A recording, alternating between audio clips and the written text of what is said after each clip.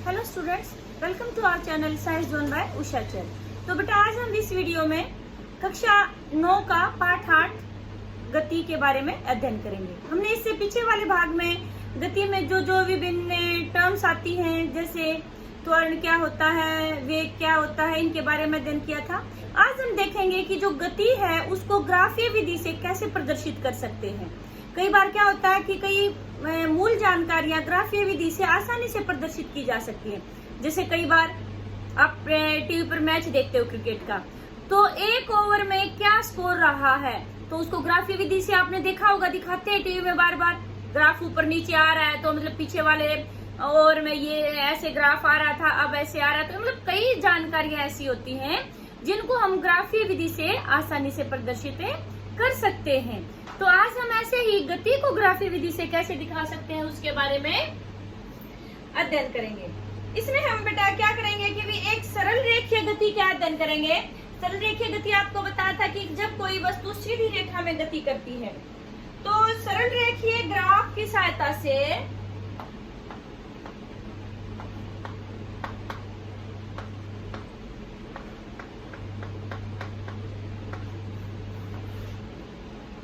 हम दो चर युक्त रेखिक समीकरण का हल ज्ञात कर सकते हैं। दो चर युक्त मतलब जिसमें दो चीजें हो, जैसे समय, दूरी, हमने दो चीजें ले ली। दो चर युक्त जो है समीकरण, उसका हम हल ज्ञात कर सकते हैं कि क्या निकलेगा उससे। ठीक है बेटे, किसी भी वस्तु की गति को दर्शाने के लिए हमें कैसे ग्राफ की आवश्यकता पड़ेगी? रेखिक ग्राफ की। ठीक है, इस स्थिति में रेखा ग्राफ किसी एक भौतिक राशि पर निर्भर करता है। जैसे हम मान लो दूरी और वेग, दूरी या वेग का दूसरी राशि जैसे समय पर।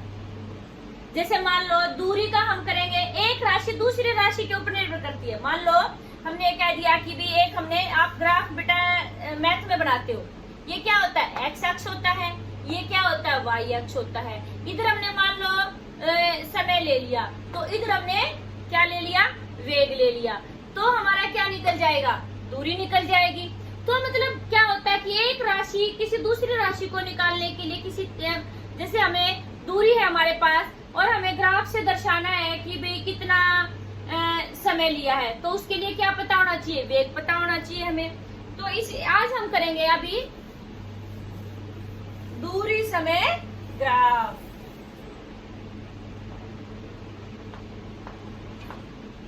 दूरी समय ग्राफ को मतलब दूरी और समय के संबंध को ग्राफ से कैसे प्रदर्शित कर सकते हैं, इस चीज को आप बिल्कुल ध्यान से करेंगे बेटे।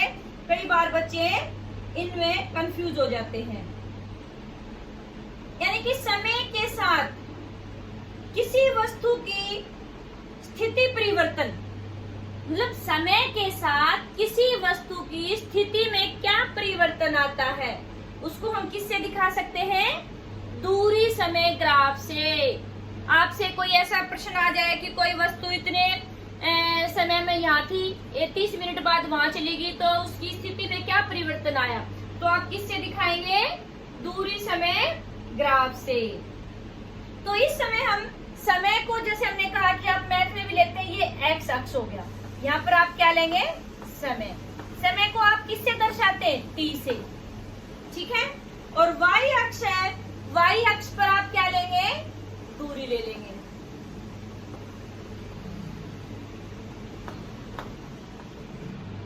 ठीक है, जो दूरी समय ग्राफ है बेटे, वो विभिन्न अवस्थाओं के लिए दिखाया जा सकता है। जैसे वस्तु एक समान चाल से, आपने पीछे इस चैप्टर में जो पीछे वाली वीडियो थी उसमें पढ़ा था कि एक समान चाल, यानी कि वस्तु जब समान समय अंतराल में समान दूरी तय करती है, तो एक समान चाल थी और एक असमान चाल थी, तो उसके लिए अलग अलग, या फिर वस्तु विराम अवस्था में है। ठीक है, तो हम कोई भी ग्राफ बनाते हैं बेटे, आप मैथ में भी बनाते हो, तो ऐसे आप कोई पैमाना लेते हो। जैसे मान लो हमने 20-20 का डिफरेंस ले लिया, हमने जो पैमाना बनाया 20-20 के अंतर का बना दिया। इतनी दूरी 20 है, इनके बीच में हमने 20 लाया है, खींच दी।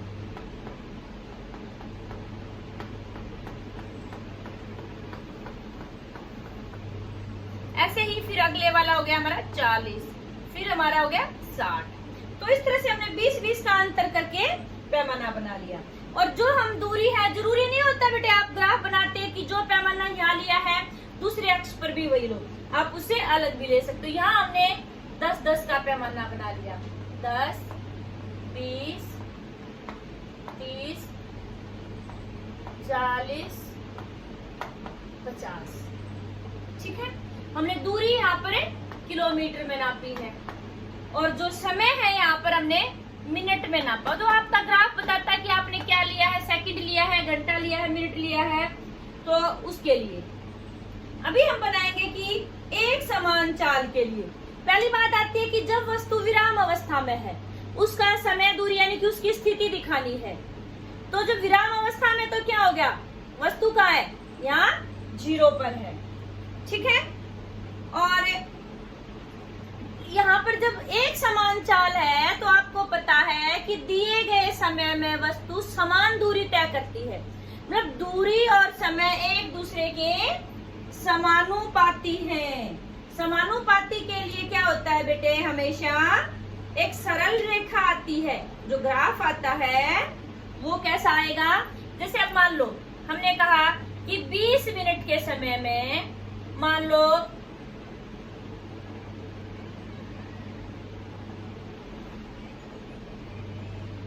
समान दूरी तय कर रही है।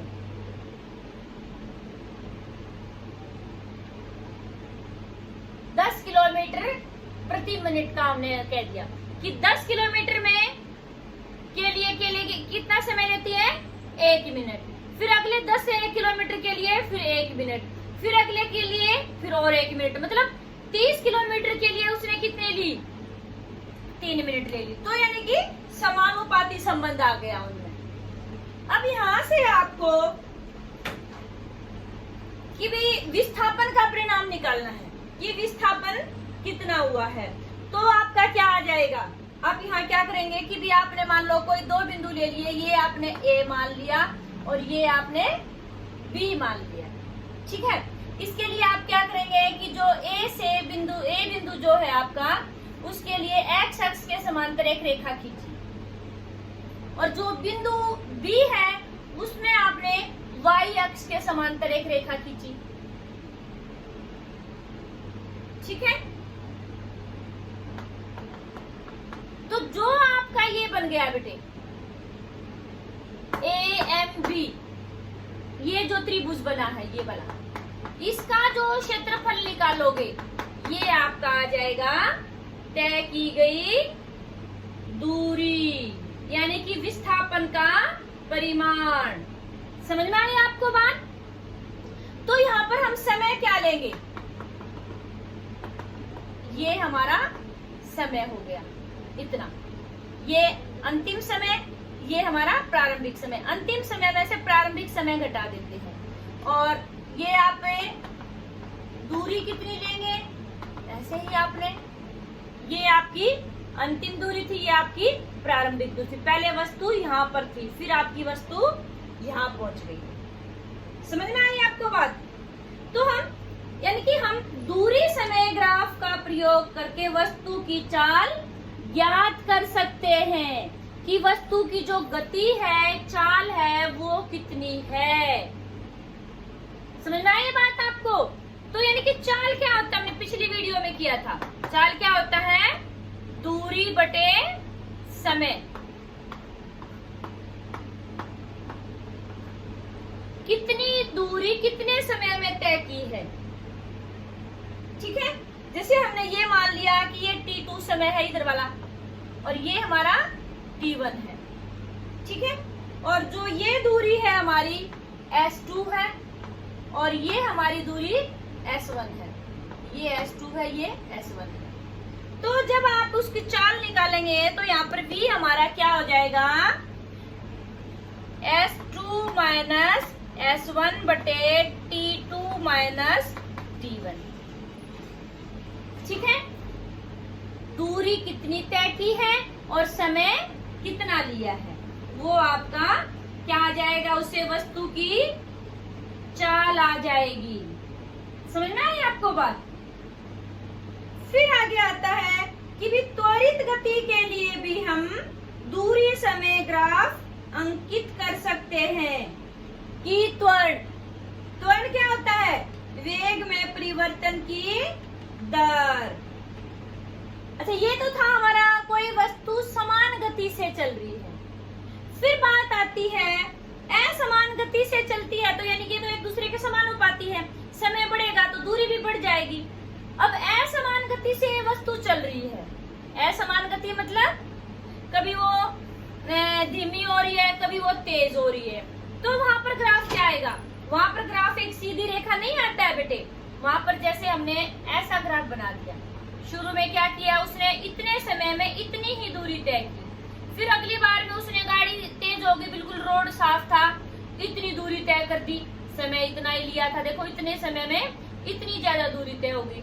फिर उसने क्या किया, और बिल्कुल वो हाईवे पर चली गई गाड़ी हमारी, तो फुल स्पीड में चल रही है हमारी, बिल्कुल हमने 80 की स्पीड में चला रहे हैं, तो यानी कि क्या हो गया, ये देखो अब हमारा और भी ज्यादा, यानी कि एक समान समय अंतराल में विभिन्न दूरियां जब तय करती है तो वो हमारा क्या आता है, असमान गति बोलते हैं उसको। तो असमान गति के लिए एक सीधी रेखा नहीं आता है।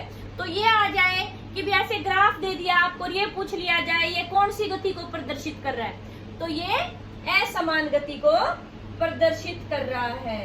इस ग्राफ की आकृति बेटे अलग अलग हो सकती है, जरूरी नहीं है जैसा मैंने बनाया ऐसा ही हो, वो कैसी भी हो सकती है। फिर आगे आता है वेग समय ग्राफ। ये था हमारा दूरी समय, एक तरफ हमने समय लिया है, एक तरफ हमने दूरी ली है। उससे हमने क्या निकाला था, उससे क्या निकल जाएगा, चाल निकल जाएगी हमारी। दूरी और समय से क्या निकलेगा, चाल निकल जाएगी। फिर हमारा आता है वेग समय ग्राफ। यहाँ पर हमने जो पैमाना लिया है वो हम क्या ले लेंगे, वेग ले लेंगे। एक तरफ हमने समय रखा है, दूसरी तरफ हमने वेग रखा है। यानी कि सरल रेखा में चल रही वस्तु के वेग में, कोई वस्तु सरल रेखा में चल रही है, सरल रेखा मतलब सीधी रेखा में चल रही है, समय के साथ परिवर्तन को, समय जब कोई वस्तु सीधी रेखा में चल रही है, हमने कह दिया कि भी 30 किलोमीटर प्रति घंटा। अब हमने मान लो यहाँ समय जो है घंटे में लिया है, किसी वस्तु का वेग किलोमीटर प्रति घंटे में लिया हुआ है, हमने कह दिया कि भी 30 किलोमीटर प्रति घंटे की रफ्तार से चल रही गाड़ी। अब समान वेग से चलेगी तो यानी कि इसकी रफ्तार है यही रहेगी, ठीक है। अब हमने इसका जो निकालना है तो हम क्या करेंगे, इस ग्राफ में समय को हमने कहा लिया एक्स अक्ष पर और वेग को हमने कहा लिया है वाई अक्ष पर लिया है, ठीक है। और हमने कहा कि यदि कोई वस्तु समान वेग से गतिमान है तो यानी कि समान वेग है तो उसके जो वेग में परिवर्तन नहीं आएगा। हमने कह दिया कि 30 किलोमीटर प्रति घंटा है तो यानी कि वेग उसका उतना ही रहेगा, ऊंचाई नहीं बढ़ेगी, ठीक है। अब हमें ये पूछ सकते हैं कोई कि भी यहाँ पर हमने समय है, जैसे मान लो यहाँ पर हमने 1 घंटा लिया, 2 घंटे ले लिए, 3 घंटे, 4 घंटे, 5 घंटे, कि 2 घंटे में उसकी स्थिति क्या थी, 5 घंटे में उसकी स्थिति क्या है, तो हम यहाँ से निकाल सकते हैं, ठीक है। यानी कि ये बात आपको कंफर्म करनी है, जब कोई वस्तु समान वेग से चल रही है तो वेग समय जो ग्राफ बनाएंगे तो उसके ऊंचाई में बेटा बिल्कुल भी परिवर्तन नहीं होगा, ठीक है। कि समान वेग से चल रही वस्तु के वेग तथा समय के गुणनफल से, आपको पता है वेग और समय का गुणनफल क्या आ जाएगा, विस्थापन। क्योंकि वेग क्या होता है बेटे, विस्थापन बटे समय होता है। जब हम समय और वेग का गुणनफल करेंगे तो क्या निकल जाएगा, विस्थापन निकल जाएगा। तो यानी कि वेग समय ग्राफ तथा समय अक्ष के द्वारा घेरा गया क्षेत्रफल विस्थापन के परिणाम के बराबर है। तो यानी कि जो ये क्षेत्रफल घेर लिया है इसने, ये हो जाएगा कि वस्तु में कितना विस्थापन हुआ है। तो हमारा ये मान लो ये T2 है, ये हमारा T1 है। और ये हमारी जो वेग है ये v2 है, ये हमारा v1 है। ठीक है, ये तो आपके कितने हैं, उतना ही है 30 किलोमीटर। ठीक है, तो यानी कि ये 30 किलोमीटर आ गया और ये आपका ये इतना 30 किलोमीटर ही रहेगा हर बार। तो यानी कि 30 गुना में T2 माइनस T1, तो उसको गुना करेंगे तो आपका क्या आ जाएगा, विस्थापन। समझ में आया आपको कि भी हम ये ग्राफीय विधि से वेग हमें दे रखा, समय दे रखा, तो विस्थापन हम कैसे निकाल सकते हैं। तो यानी कि जो कितने समय में जो समय अंतराल लिया है इसमें हमारा वेग तो उतना ही रहेगा, समय अंतराल को वेग से गुना करके हम क्या निकाल सकते हैं, इससे विस्थापन निकाल सकते हैं। वेग समय ग्राफ के द्वारा हम एक समान रूप से त्वरित गति का अध्ययन भी कर सकते हैं। मान ले कार के एक इंजन को जांचने के लिए कि भी उसका इंजन ठीक है या नहीं है, सीधे मार्ग पर चला जाता है, गाड़ी सीधी सीधी हम चला रहे हैं इंजन चेक करने के लिए। माना कि चालक के अब जो गाड़ी चला रहा है उसके साथ में बेटे कोई दूसरा व्यक्ति और बैठा है, वो हर 5 सेकंड के बाद स्पीडोमीटर आपको इससे पीछे वाली वीडियो में बताया था कि स्पीड कितनी घट बढ़ रही है, यानी कि उससे क्या पता चलेगा, वेग का पता चलेगा कि भी हर 5 सेकंड में उसकी जो स्पीड है उसमें कितना अंतर आ रहा है। फिर हम उसको दर्शाते हैं तो क्या आएगा बेटे हमारा,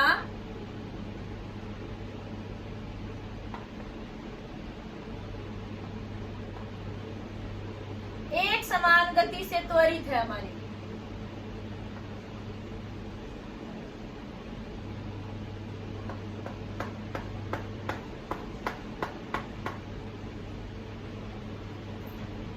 ग्राफ की जो प्रकृति है बेटे तो हमें ये बता रही है कि जो समान अंतराल में समान परिवर्तन हो रहा है वेग में, समान वेग से त्वरित गति थी हमारी। अब देखो यहाँ ग्राफ देख के हमें पता चल रहा है कि समान समय अंतराल में, जैसे हम चेक करके देखें, ऐसे आपको बताया था कि भी कैसे चेक करते हैं, तो समान समय अंतराल में समान वेग में परिवर्तन दिखाई दे रहा है। तो जो एक समान त्वरित गति के लिए जो वेग समय ग्राफ होगा बेटा वो हमेशा कैसा होगा, सीधी रेखा मिलेगा आपको। यानी कि जो गाड़ी है अभी हमने इंजन की टेस्टिंग के लिए जो चलाई थी के द्वारा तय की गई दूरी को वेग समय ग्राफ द्वारा प्रदर्शित कर सकते हैं, और उस कितना दूरी तय की है उसको हम कैसे निकालेंगे, कितना विस्थापन हुआ है, तो जो ये हमारी आकृति बनी है बेटे इसके क्षेत्रफल के बराबर, यानी कि जो हमारी समलंब चतुर्भुज है इसका क्षेत्रफल प्लस इस त्रिभुज का क्षेत्रफल, तो इसका जो परिमाण आएगा तो वो हमारा क्या आ जाएगा कि भी कितना विस्थापन हुआ है। जब असमान रूप से त्वरित गाड़ी है हमारी, उसका त्वरण समान नहीं, मतलब वेग में परिवर्तन समान नहीं हो रहा है, उसका ग्राफ कैसा भी हो सकता है। कि समान रूप वाले का कैसा आएगा, अभी दिखाना हमने सीधी रेखा, और जो असमान रूप से त्वरित है तो उसका हम कैसा भी दिखा सकते हैं। जरूरी नहीं होता है आप कैसा भी दिखा दो, अब ऐसे शुरू में ज्यादा है फिर कम फिर ज्यादा, कैसा भी आप दिखा सकते हैं। तो जो मतलब टेढ़ा मेढ़ा कैसा भी हो तो वो ग्राफ कैसा आ जाएगा, समय और वेग का दिखा रहे तो असमान त्वरित वेग किसको प्रदर्शित कर रहा है, वो असमान त्वरित वेग को। तो इस तरह से बेटे आपने यानी कि जो वस्तु की जो गति है उसको हम ग्राफीय विधि से कैसे दर्शा सकते हैं, ये आपने अभी इस वीडियो से सीखा है। फिर इसका एक बहुत ही इम्पोर्टेंट क्वेश्चन बनता है बेटा इस पाठ में से, वो आपका 5 नंबर में परीक्षा में जरूर पूछा जाता है। पहले तो आपको पता होना चाहिए गति के 3 समीकरण हैं। ये आपका कॉम्पिटिटिव एग्जाम्स के लिए भी इम्पोर्टेंट है और न्यूमेरिकल के लिए भी, इसको ध्यान से सुनेंगे। ये गति के 3 समीकरण हैं। v बराबर है u प्लस at, ठीक है। s is equal to ut plus 2at square और 2as बराबर है v square minus u square. तो आपके ये 3 समीकरण है बेटे, इनको बिल्कुल क्रम वाइज करना है आपको। आपसे ये पूछा जाए गति का पहला समीकरण बताइए, ये नहीं है आप इसको बता देंगे। गति का जब पहला समीकरण बोला है तो आपको यही बताना है v बराबर है u प्लस at। और गति का दूसरा समीकरण बोला है आपको तो उसमें आप यही बताएंगे s बराबर है ut plus half at square. और गति का तीसरा समीकरण बोला है तो आप कहेंगे 2as बराबर है v square minus u square. अब आपको ये बात मैंने पीछे वाली जो वीडियो थी उसमें भी बताया था कि भाई ये जो होती है इनमें जो टर्म्स है वो क्या क्या आपको पता होना चाहिए। v क्या था? अंतिम वेग, ठीक है। u क्या होता है बेटे? प्रारंभिक वेग।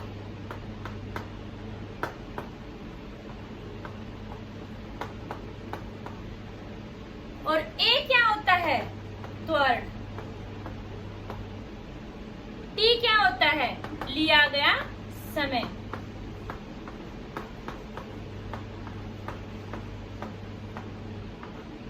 और s क्या होता है बेटे? तय की गई दूरी।